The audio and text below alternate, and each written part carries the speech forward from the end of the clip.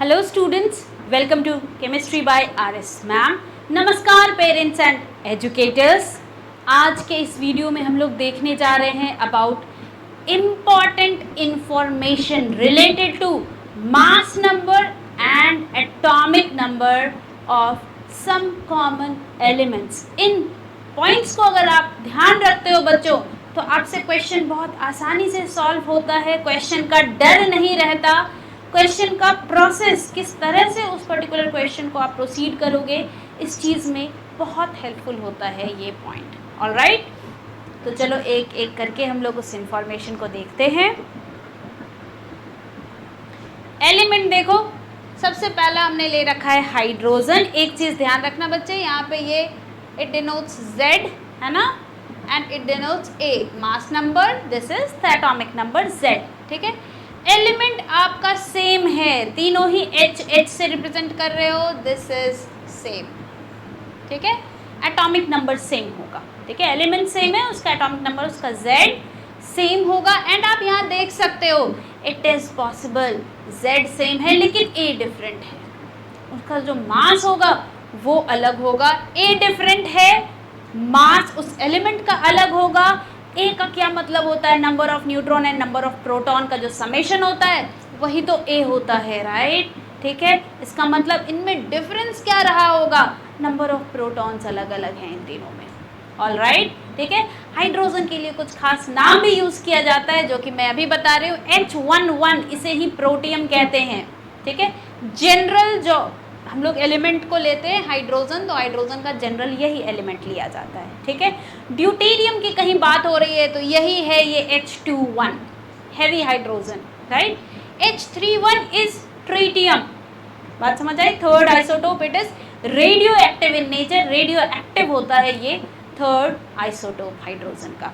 Alright, तो चलो आगे बढ़ते हैं हम लोग। हीलियम, हीलियम का रिप्रेजेंटेशन He4 अल्फा पार्टिकल में भी ये यूज होगा।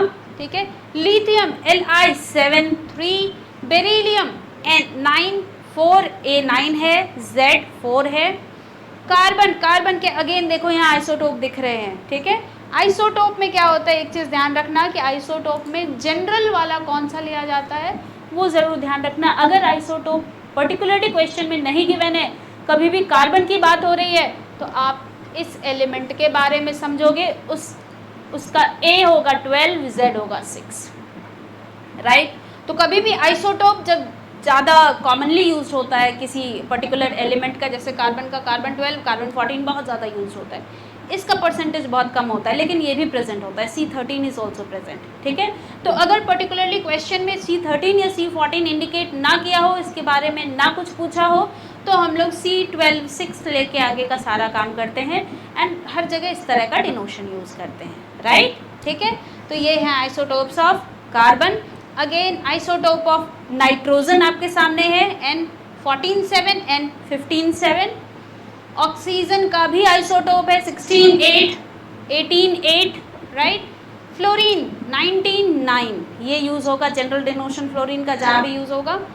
Neon, helium neon, noble gas, right, 2010। ठीक है, सोडियम Na2311। ठीक है, आगे कुछ और एलिमेंट्स देखते हैं। मैग्नीशियम बहुत इंपॉर्टेंट है बच्चों, ये सब अगर ये सिंपल इंफॉर्मेशन है, कुछ ही एलिमेंट्स के आपको अगर ध्यान रहते हैं तो बहुत सारे क्वेश्चन में बहुत सारी चीज़ों को समझने में बहुत आसानी होता है आपको, और क्वेश्चन जब आप सॉल्व करते हो तो इसका हेल्प मिलता है आपको, इसका फ़ायदा महसूस होता है आपको, राइट। ठीक है, मैग्नीशियम 2412, एल्यूमिनियम 2713, Z इसका 13, right. Potassium 3919, potassium 4019 isotopes of potassium. Argon 4018, uranium 23892, uranium 23592, और भी आइसोटोप होते हैं इसके, बहुत सारे आइसोटोप होते हैं, दो मैंने यहाँ लिख रखा है। थोडियम 23290, 23490 भी होता है, और भी बहुत सारे आइसोटोप होते हैं। तो जैसे जैसे क्वेश्चन में इंफॉर्मेशन हो उसके हिसाब से हमें यूज़ करना होता है। और एक बात मैं यहाँ बता दूँ बच्चों, अगर आप IIT JEE एडवांस की अगर आप बात कर रहे हो IIT के एग्ज़ाम की, तो उसमें मोस्ट ऑफ द इंफॉर्मेशन आपके क्वेश्चन में गिवन होता है, आपको रटने की ज़रूरत नहीं होती। लेकिन देखो इसका हेल्प कहाँ मिलता है, जब आप क्वेश्चन प्रैक्टिस करते हो ना, तो आपको ध्यान रहता है, हाँ इससे नंबर ऑफ प्रोटॉन का आइडिया रहता है। बात समझ आएगी भाई, नंबर ऑफ प्रोटॉन कितना होगा वो डायरेक्टली यहाँ से पता चलता है, राइट, ठीक है। तो कुछ ही एलिमेंट का आपको ध्यान रखना है, सबका ही याद रखने की ज़रूरत नहीं है, बिकॉज क्वेश्चन में अगर मान लो वैसा कुछ एलिमेंट रहेगा तो उसका Z या उसके बारे में इंफॉर्मेशन आपको क्वेश्चन में प्रोवाइडेड होता है। बात समझ आई।